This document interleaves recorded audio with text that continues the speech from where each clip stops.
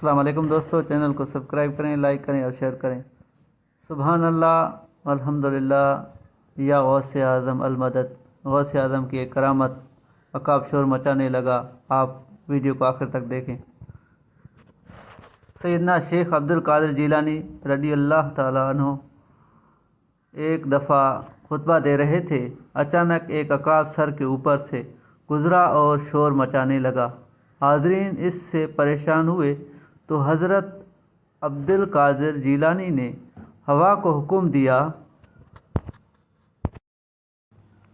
اے ہوا، اس عقاب کا سر قلم کر دو۔ اسی لمحے اس کا سر ایک طرف اور جسم دوسری طرف گر گیا۔ شیخ اپنی کرسی سے نیچے اترے اور اسے اپنے مبارک ہاتھ سے پکڑا اور دوسرے ہاتھ سے اس کا سہارا لیا اور فرمایا، اللہ کے نام سے جو بڑا مہربان نہایت رحم والا ہے۔ عقاب فوراً زندہ ہو کر اڑ گیا۔ جو وہاں موجود تھے سب نے دیکھا۔ یہ مسند واقعہ ہے۔ شیخ مومن بن حسن شبلانجی نے اس معجزہ کو نور الابصار فی مناقب البیت النبی المختار صفحہ 260 میں ایک مسند واقعہ بیان کیا ہے۔